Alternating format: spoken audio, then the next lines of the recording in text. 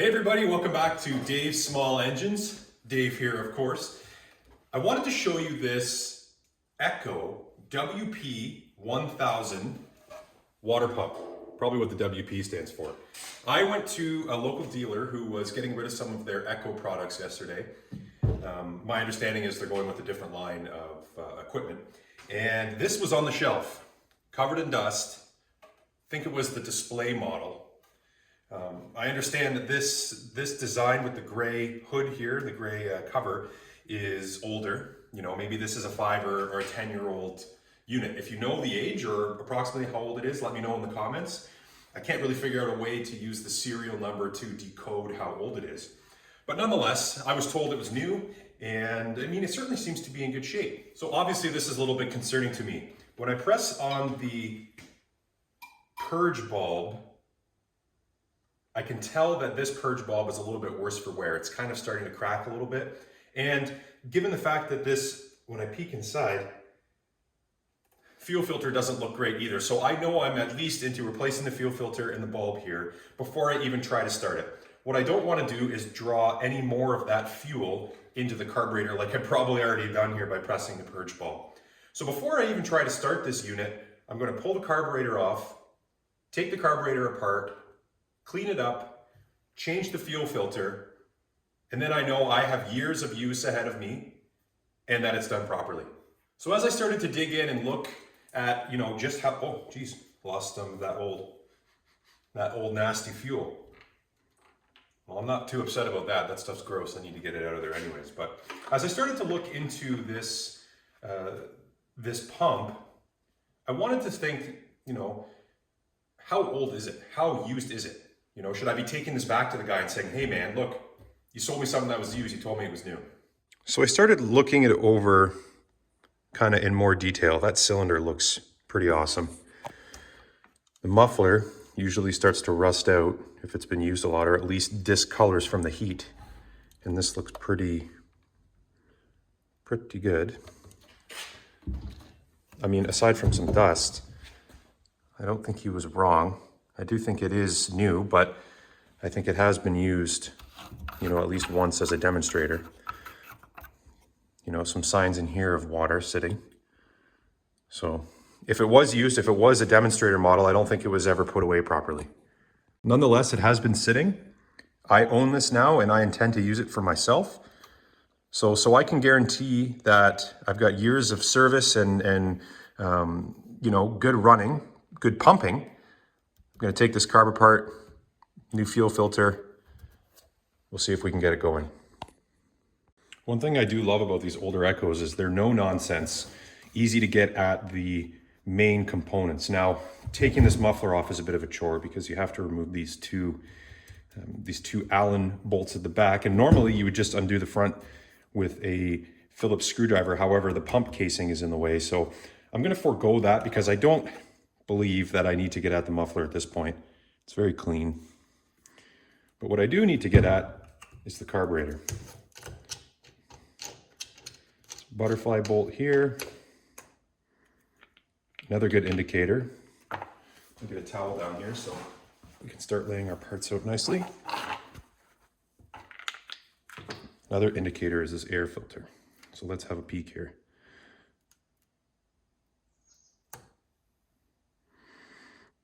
Wow. Okay, so, a little bit of dust there, but, that could just be from the factory or from sitting in that display room. And then when I pulled it over, went to check the compression, I could have drawn some of the dust in here that was sitting around the air filter housing. You can see here how dusty it is, but inside looks great. So next it's these two Phillips bolts.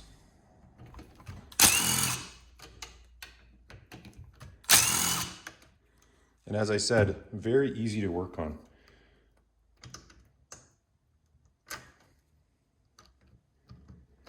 Of course, we've got the throttle here, so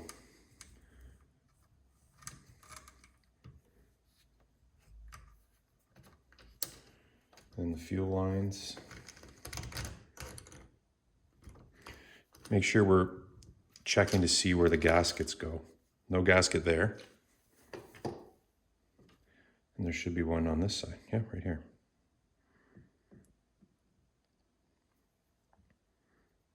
I'm going to leave that alone though. I don't want to disturb that unnecessarily. 2 fuel lines. Just like that, carburetor's off. Now, let's have a peek in here. Normally we can have a look in from the exhaust side to see how good the cylinder is, but if I can get some light in here, let's see what this looks like. That will really be able to tell me how used this is.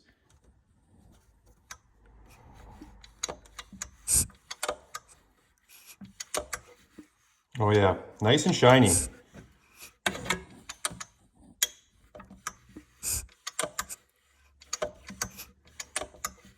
Yeah, this hasn't been very used, I would suggest. So I'm happy with that. All right, so I have the carburetor here, and I need to see if the diaphragms inside have been damaged from the fuel that was sitting inside of here for so long. So it's super easy to work on these. It's 2 bolts here and 2 here.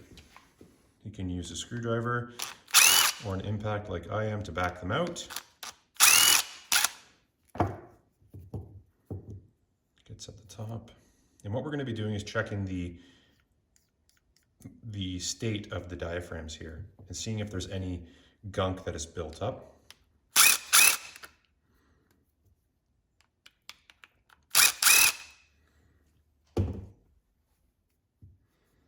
Keep the pump side on here and the metering side here. Okay, so that looks pretty good in there. I don't see a lot of gum or goop or anything like that. That's what I was worried about. Let's check this diaphragm here.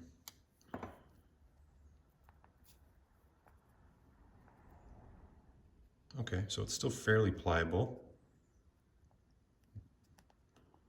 Not new, obviously, in terms of its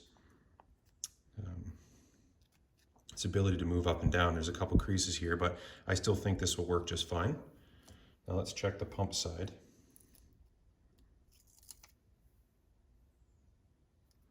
Slight divot right there, but that's okay, probably just from sitting. And then here. But it's not gummy, that's what I was worried about. I was worried that all of these passages here and here and would be sitting full of a gummy goop.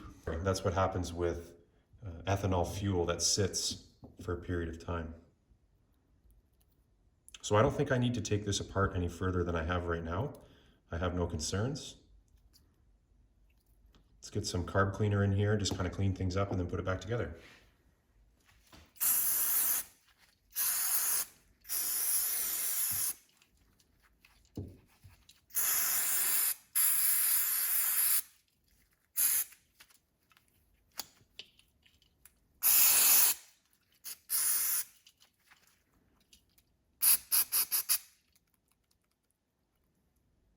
Make sure you get some down that needle. And then this has to come off because we don't want this fuel in here.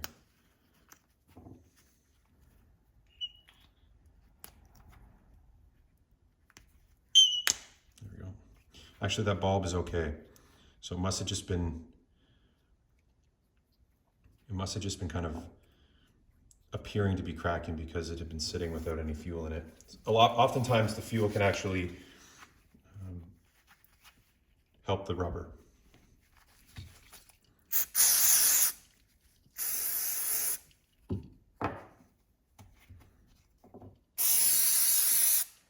All right, I think we're good to put it back together. Okay, we'll start on the pump side of things.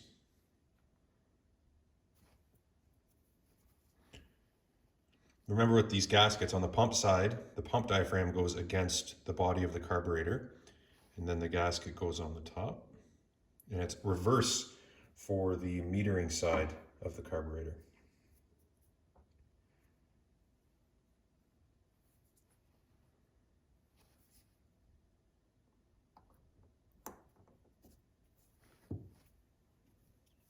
I'm going to use this bulb because I don't see anything wrong with it right now.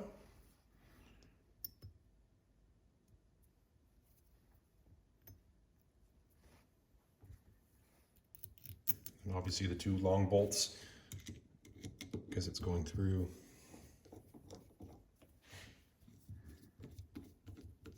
several layers of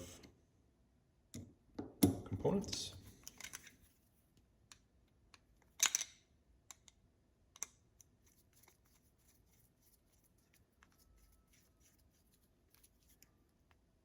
Tight, but not too tight, you know what I mean? And the metering side, this is easy because they're stuck together, but you see the diaphragm is on top and it sticks down like that.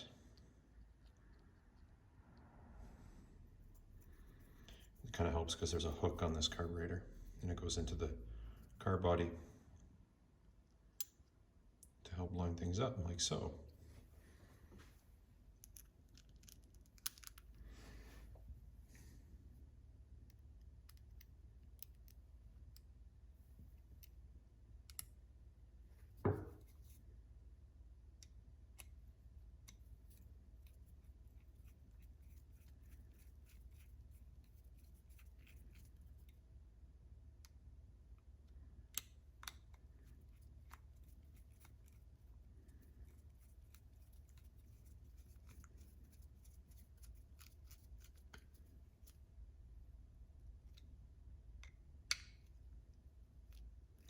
Okay, carbs should be good to go.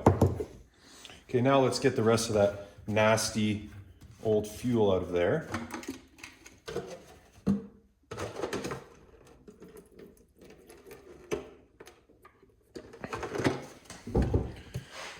Gross. Get that away from anything that I own.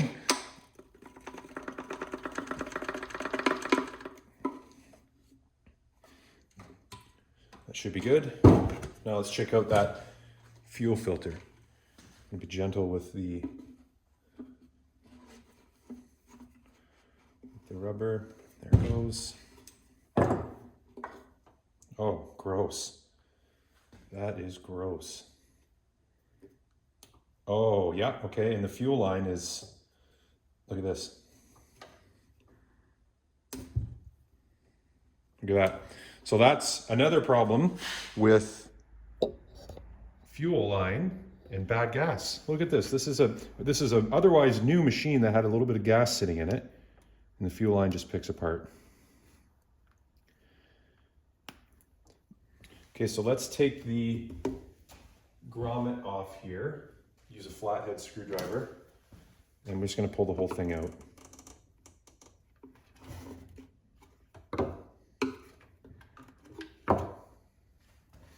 Now you can buy this whole thing from Echo. I'm just going to replace the fuel intake line.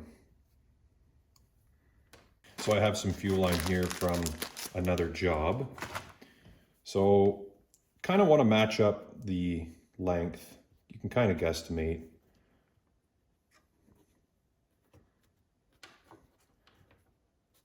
That's probably enough right there.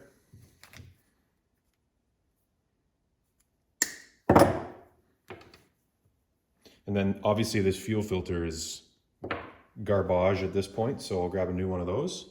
So I've got my two fuel filters here. These are actually the same, or very similar. You can see the discoloration. Let's make sure it fits. There we go. So now this has to just go back in through the grommet. I find the easiest way to do it is to feed it up first. If it'll cooperate.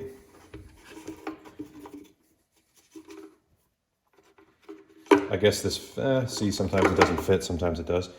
And then we've got the tank hole and the vent hole.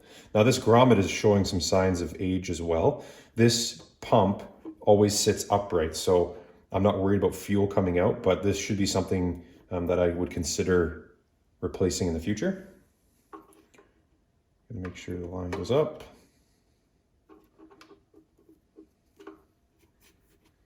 And then of course our vent line as well.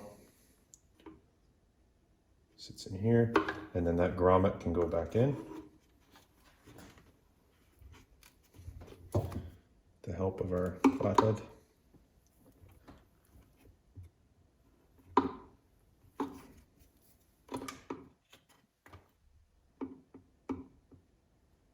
be gentle with that though. You don't want to tear that. But if it does tear easily, it's probably time for a new one as well. All right, so I'll shove the fuel line in. These should match or just be about the same height, and then the vent gets tucked up under here. Just like that. And now the carburetor can go on.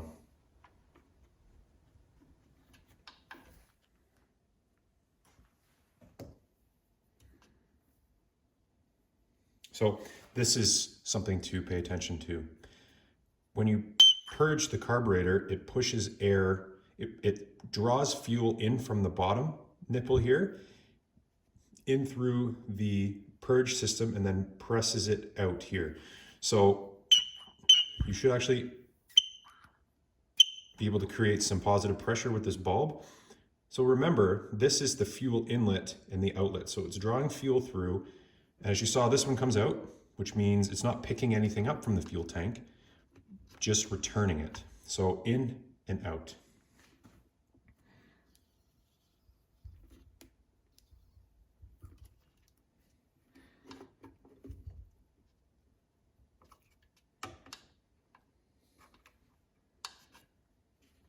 And of course, you can turn the grommet if you need to. It's pretty good right there, I think. Gasket is still on. Choke to the top.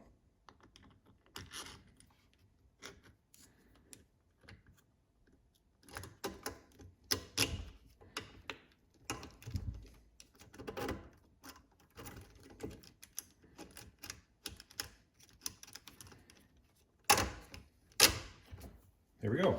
Then it's just time to tighten it up.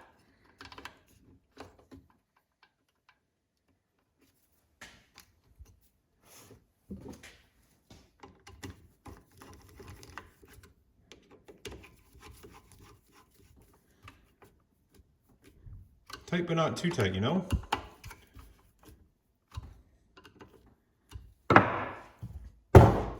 There we go. Then it's just the air filter.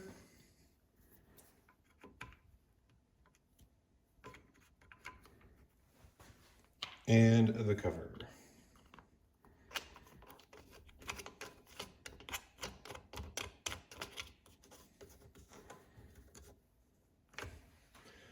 All right. Spark plug back in. Now I took the spark plug out to show you, to make it easier to pull the pull cord over while I was showing you the piston go up and down. Just easier to hold the phone and do it at the same time.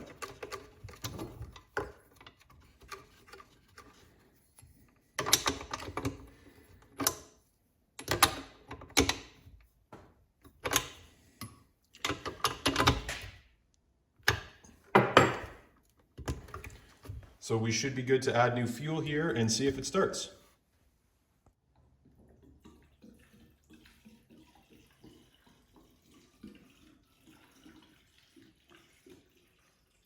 Nice healthy 45-to-1 mix, no ethanol.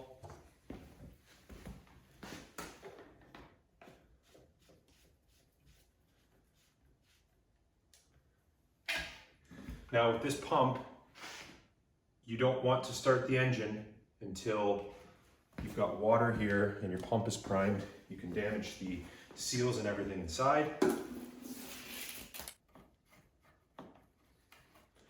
we're going to see how big of a mess we can make in the garage here. All right, so that takes care of the outlet. Let's see how soaking wet we can get.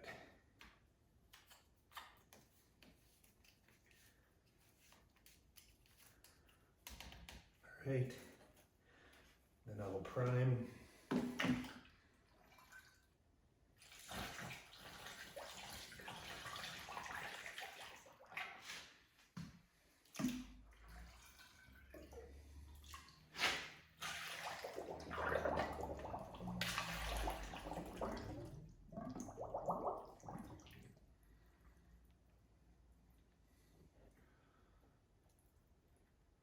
All right,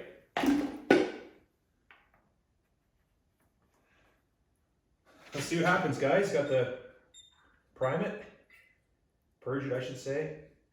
Full fuel bulb, choke all the way on. Oh, the one thing I forgot to do, the throttle. There we go. So throttle all the way up, choke all the way on. Let's see if we're going to be winners here. Oh, ignition on.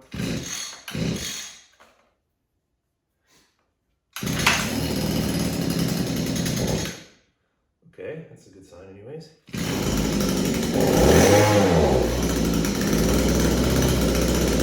Priming, it's moving.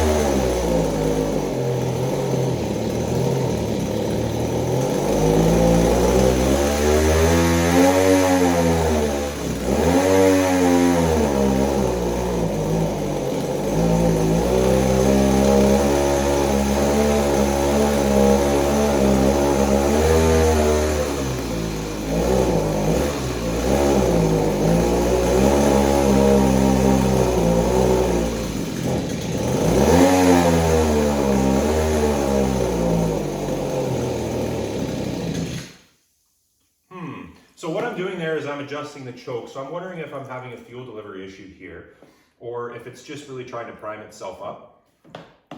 Let's keep at it.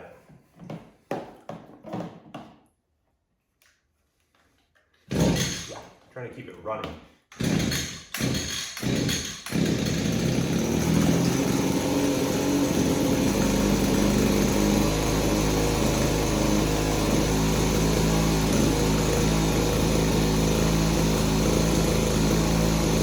Maybe not, maybe it always just runs.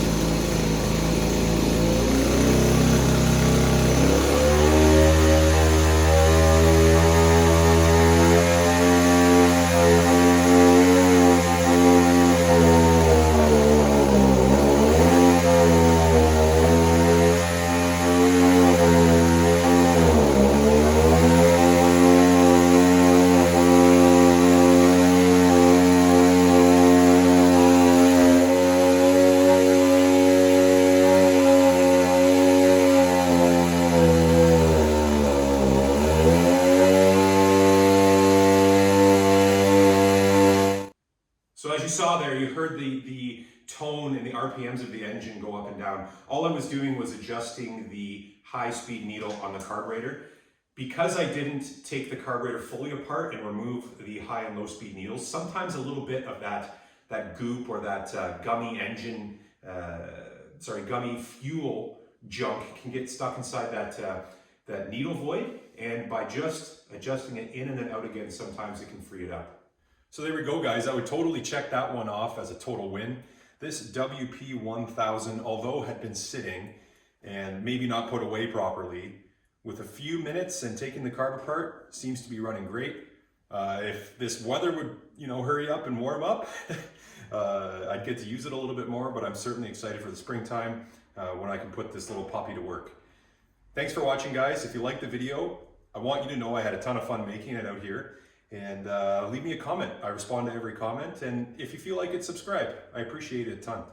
Catch you guys on the next video. Take care.